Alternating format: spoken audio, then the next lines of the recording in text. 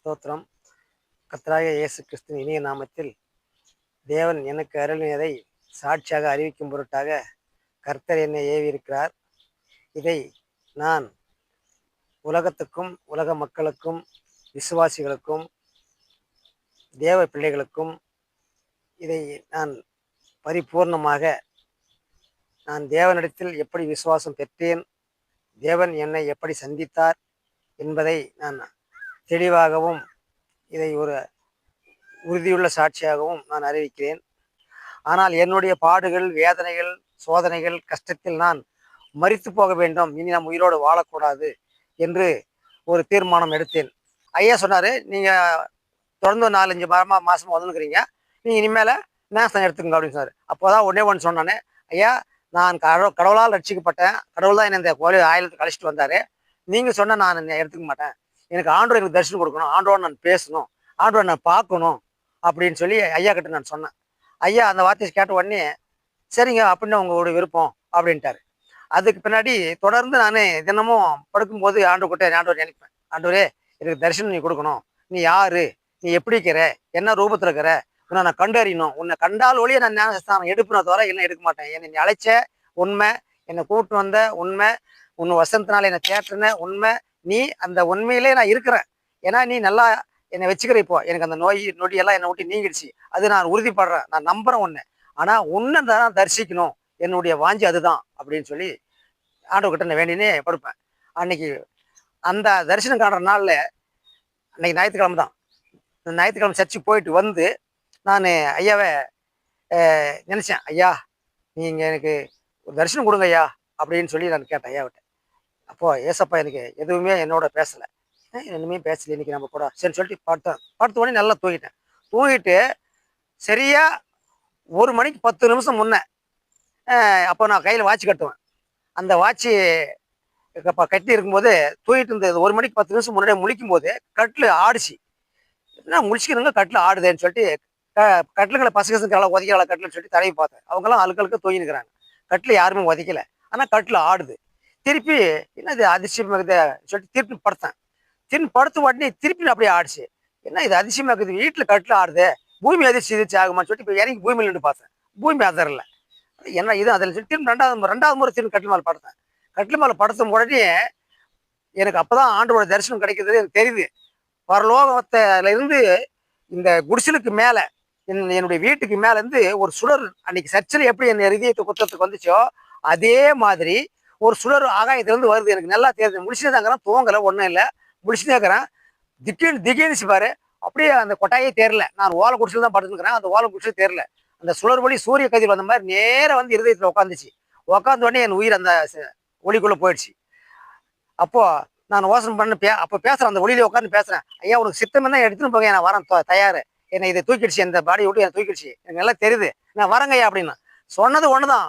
அப்படியே செய்யோன்னு போகிறவங்க பாரு, மேலே தாள் சும்மா ஜன கொட்டுதுன்னா 1 மணி நேரம் போய் அந்த மேலசால சத்தம் எனக்கு காதில் கேட்டுச்சு. அதுக்கு பின்னாடி பரலோகத்தில் போய் அமைதியாகிடுச்சு, நின்றுட்டுச்சாங்க, அந்த சத்தம் நின்றுடுச்சு. சத்தம் நின்ற உடனே என்ன பளிச்சுன்னு ஆயிடுச்சு, ஓ நம்ம வந்து விட்டுட்டாரு நம்மள ஆண்டவர் அப்படின்னு சொல்லிட்டு அப்பவும் என்னை ஆண்டவர் நினைச்சிட்டு சரி குழந்தைங்க விட்டுட்டாரு, நம்ம போய் பார்ப்போம், சுற்றி பார்ப்போம் அப்படின்னு சொல்லிட்டு போகிறேன். நடந்து பயணம் கட்டி போகிறேன். நான் எங்கே போனாலும் என்னமே தெரியல, பசின்னு இருக்குது, நடக்கிற பசி தெரியல, அந்த இடத்துல கோபம் தெரியல, அந்த இடத்துல பாவம் தெரியல, எனக்கு வெயில் தெரியல, எனக்கு வெளிச்சம் மட்டும் அப்படியே சூரிய பிரகாசம் மாதிரி பட்டம் பகல் மாதிரி இருக்குது, பசின்னு இருக்குது அது ராஜ்யம். அந்த ராஜ்யத்தில் நான் நடந்து போகிறேன். அப்போ எனக்கு என்னமே தெரியல, என்னடா இது இவ்வளோ தூரம் வந்தவங்க எங்கேயும் ஒரு மனுஷனை காணும், ஒரு ஜனத்தை காணும், யாரும் காணுமே, இது என்ன நாடாக்கும், என்ன ஊராக்கும், இது நம்மளை குழந்தை விட்டு போச்சு சாமி அப்படின்னு சொல்லிட்டு இது ஆண்டவர் தான் நினைக்கிறேன். அப்பவும் ஆண்டவர் நினைக்கிறேன், இந்த குழந்தை அவங்க கூட்டுருச்சே, நம்ம ஆண்டவர் அந்த நினைப்பு நினைக்கும் போது எனக்கு எந்தமே கோபம் வரல, பாவம் வரல, என்ன இவ்வளோ தூரம் அந்த மன கஷ்டமும் வரல, எதுவுமே வரல, சந்தோஷமாக நடந்து போயிட்டேறேன். போயிட்டு பார்க்கும்போது ஒரு இடத்துல வீடுங்க இவ்வளோ அழகாக இப்படி வீடு கட்டிக்கிறாங்க, அழகழகாக வீடு கட்டிக்கிறாங்க. அந்த வீட்டுக்குள்ளான உட்காந்து 4 பேர் 5 பேர் 10 பேர் உட்காந்து எல்லாம் அவங்க பாட்டு பேசிக்கிறாங்க. பேசும்போது அவங்கள நான் பார்க்குறேன், பார்த்துட்டு போய் ஐயா இது என்னையா ஊருன்னு கேட்குறேன். ஒருத்தரும் என் கூட பேசலை, ஒருவரும் என் கூட வாய் தந்து பேசலை. என்னடா யாரும் பேச மாட்டாங்க அப்படின்னு சொல்லிட்டு போயினே இருக்கிறான். இன்னும் கொஞ்சம் பார்க்குறேன், இன்னும் கொஞ்சம் உட்காந்து பேசிக்கிறாங்க, யாருமே பேசல. எங்கே போய் பார்த்தாலே அந்த வீடுகள் ஒரே மாதிரி இருக்குது. ஆனால் இன்னைக்கு நான் வசனத்தில் பார்க்குறேன், தேவன் நமக்கு வாக்கு கொடுத்துருக்கிறார், உனக்குன்னு ஒரு ஸ்தலத்தை நான் ஆயத்தப்படுத்தி உன்னை அந்த இடத்துக்கு அழைச்சிட்டு போகணும்னு சொல்லி இன்னைக்கு வேதவசனம் நான் படிக்கிறேன். ஆனால் அன்னைக்கு அந்த வேதவசனம் படிச்சது கிடையாது. அன்னைக்கு அந்த வார்த்தையை நான் அந்த இடத்த பார்த்தேன். அந்த ஸ்தலத்துல நமக்குன்னு ஒரு வீடு தயாரா இருக்குது. ஆனா அந்த வீடுகள் கொண்டு போய் நம்ம நிலையா நிற்கிறதுக்காக தான் ஆண்டவர் நம்மளை இன்னைக்கு ரட்சிக்கப்படுறாரு, நம்மளை ஏற்றுக்கொண்டாரு, நம்ம நம்ம சாட்சிகள் அறிவிக்கும்படி நமக்கு தரிசனத்தை கொடுக்குறாரு. இதுதான் எனக்கு இன்னைக்கு தெரியுது.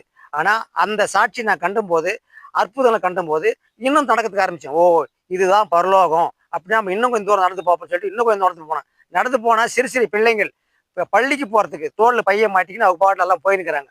தம்பி இது என்னடா ஊரு அப்படின்றேன். அவங்களும் யாரும் என் கூட பேச மாட்டாங்க.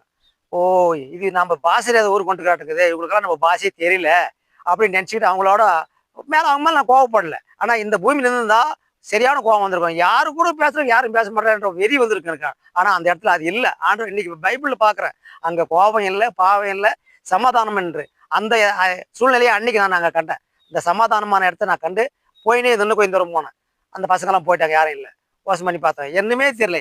அந்த வீடு தாண்டிட்டேன், அந்த பசங்களும் தாண்டிட்டேன். அப்போதான் எனக்குள்ள என் ஆண்டவர் என் இருதயத்துல அந்த நெஞ்சத்துல அந்த ஆத்மா பேசுது, இனிமேல நீ நடக்கிறது புண்ணியம் கிடையாது, நீ உன்னை கொண்டாந்தார யார் கொண்டாந்தாரோ அவர்கிட்ட கேளு, அவர் சொல்லுவார் அப்படின்னு சொல்லி என் ஆத்மா பேசுது, சொல்லுது எனக்கு. அப்போதான் அங்கேயே முழங்கால் படிக்கிட்டேன்.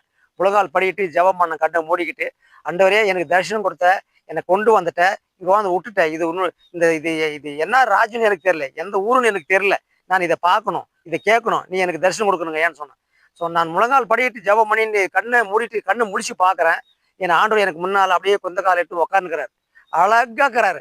அவரை கண் முடிச்சு பார்த்த உடனே எனக்கு என்ன வந்தது, எனக்கு எது தோன்ற என்னமே இது தோன்றல, என்ன பேசணும் என்ன கேட்கணும் அப்படின்றது என் மனசுல வரல. என் மாதிரி உணர்வு எனக்கு ரொம்ப புத்துணர்ச்சி ஆயிடுச்சு. அவரை பார்த்து கொண்டே இப்படி அண்ணாந்து பார்த்து பாரு, அந்த முகத்தை பார்த்துனே இருக்கிறான போல தோணுது. அவ்வளோ அழகா இருக்கிறாரு, அவ்வளோ தக தக தக தக தக்கன்னு சூரியனையும் பார்க்க முடியாது, சந்திரனையும் பார்க்க முடியாது, அவருடைய அழகு அவ்வளோ பிரகாசமாக்குது. அவ்வளோ அழகா இருந்தார். பார்த்துனே கொஞ்ச நேரம் உட்காந்தேன். அப்புறமா அவரே வாய் திறந்து என்னை கேட்கிறாரு, என்ன வேணும், என்ன அப்படி பார்த்து உட்காந்துக்கிறேன், என்ன வேணும் உனக்குன்னு கேட்டாரு. ஐயா, உன்னை பார்க்க பார்க்க எனக்கு என்னமே தோணலைங்க ஐயா, உன்னை பார்த்துனே இருக்கணும் போல தோணுங்க ஐயா, என்ன கேட்கறதுன்னு, நீ என்ன கேட்கணும்னு கூட கேளுனாரு. ஐயா, நான் எனக்கு உன்னை இன்னும் கேட்க விரும்பலைங்க ஐயா, எனக்கு என்னமே வரல என் மனசுல உங்களை பார்க்கும்போது எனக்கு.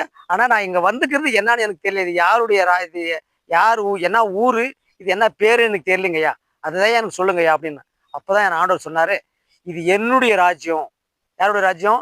இது என்னுடைய ராஜ்யனாரு. அப்பதான் எனக்கு உணர்வுகள் எனக்கு தூண்டப்படுது. அந்த ஆத்மா பேசுது, ஓ இது பரலோக ராஜ்யமா, இது தேவனுடைய ராஜ்யமா, அப்போ நம்ம பூமியில இல்லை, நம்ம பூமி வீட்டுக்கு வந்துட்டுங்களா அப்படின்ட்டு நான் நினைச்சேன்.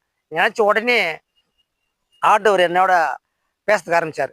கேளு, என்ன கேட்குற கேளுன்னாரு. அப்பதான் சொன்னேன், ஐயா நான் இதை உங்களோட ராஜ்யத்தை நான் பார்த்துட்டேன், எனக்கு திருப்தி ஆயிடுச்சு, இவ்வளோ அழகாக்குது, பார்க்க பார்க்க பார்க்க எனக்கு பார்த்துனே இருக்கணும் போல தோணுது.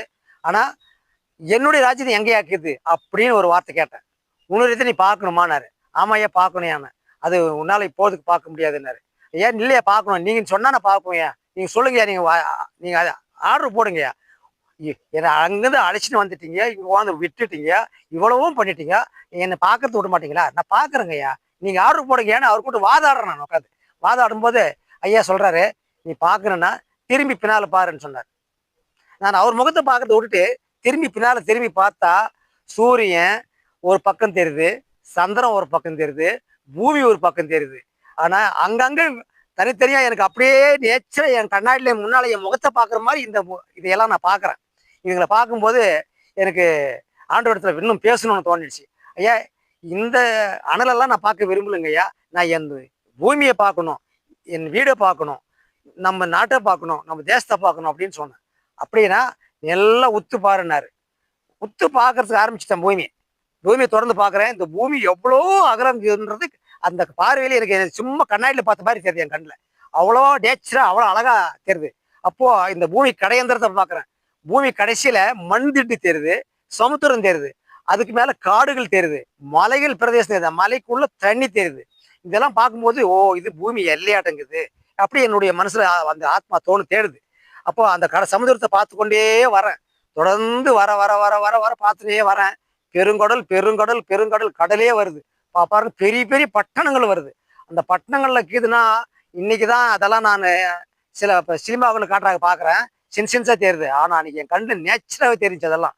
அந்த கடல்கள் அந்த சமுத்திரத்துல ஓரத்துல மேயுதுங்க. ஒரு ஒரு பறவைங்க 6 அடி உயரம் தேருது. ஒரு ஆள் உயரம் இருக்குது, அதுக்கு மேய்ஞ்சு நிக்குதுங்க.